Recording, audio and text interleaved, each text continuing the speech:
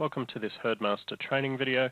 My name is Damien and we'll be going through adding animals to HerdMASTER for use as sires. We'll be going through how to add an animal, adding an AI sire, both from a sire summary file or an AI sire summary file, adding batches of semen to an AI sire, and adding a multi-sire for later use in matings. So to get started, just to create an animal, we can go up to Animals, Add Animal, and going through this screen, you'll see the breeding group code up the top. If you are using multiple breeds, you can change this. You can also change the location. So that'll be the current working location that we're at. Animal tag, let's call it K101. As soon as I move off that, you'll see the society ID changes, the suffix changes, and the right tattoo changes.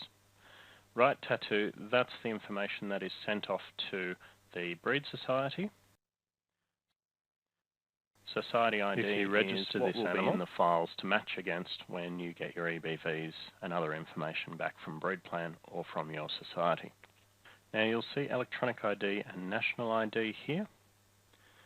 The electronic ID is your electronic tag and what the wand would read when scanning that tag. National ID is the number written on the outside of the electronic tag.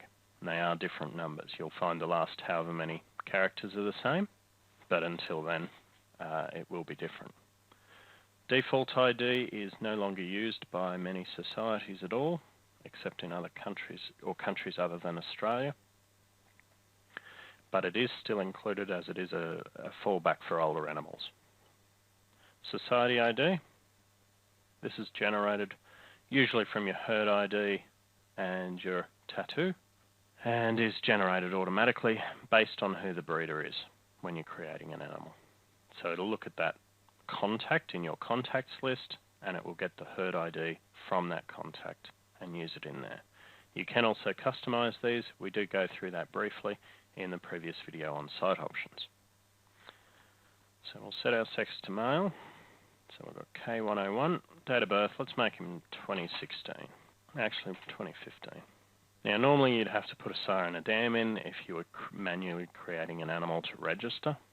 If you don't have that detail and this is just an AI sire, you don't really need this information as long as his society ID is correct. Now for AI sires, if they are not your animals, I would definitely make their animal tag a bit different, either have it as their society ID or have AI space and then a tag, something like that, just to differentiate them. In this case, I'm going to say that, hey, this is an animal I've had on my property for years, but he's registered with the society, so this is correct. But I've just never put in his sire and dam. So save and finish. That animal is now on our animal list. Creating an AI sire. Now, you could just add them as an animal, and this is often what happens, particularly if their society doesn't generate an AI sire summary file. If your society generates a sire summary file or an AI sire summary file, you can import all those animals and just bring them up in a list here. So for example, we've got our breeding group selected here. We just go import sire summary file. And I will just go to training because we do have sire summary Angus. This is an actual Angus file from many years ago, 2011 I believe. So if we open this, it will import all the AI animals that were on that file at that time.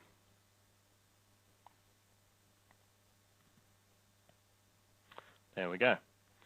So I'll just widen this. Now, one thing you can do when you're finding animals, you can click on these columns and sort by these columns. Typically, you'd be able to click on an animal, his details will come up here, his current EBVs to what the file is. So if you downloaded the file, like in this case many years ago, it will have quite old EBVs. Trait flags, if there's any trait flags, miscellaneous identification information, so such as the dam and the sire, and owner information. Normally this will have a bit more info in it. So let's go with USA 6801, high spar bullion. So I'm just grabbing him randomly. Let's say we had bought straws of his. We could now import him straight from this file. And we could import his sire and dam, so that if you're doing reports for potential buyers of calves, you can have at least a couple generations of pedigree. So we've got our owner, we've got our breeder. If you had that owner and breeder in there already, but under a different code, you could actually just change that to their code. I'll just leave that as that. And that's it. No touching of the information. You don't have to get their society ID correct. It's all already in there. So if I type in USA,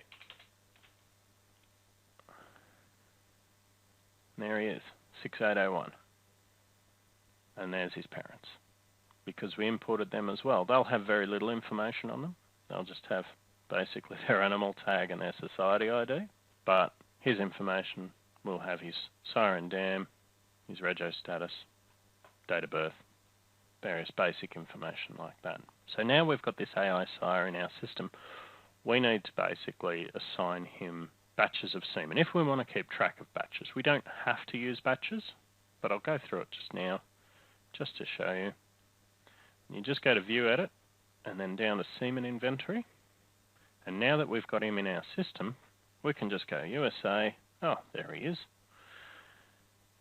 And we just hit Add to add a batch to him. So let's say we got a batch through and it was numbered as X3.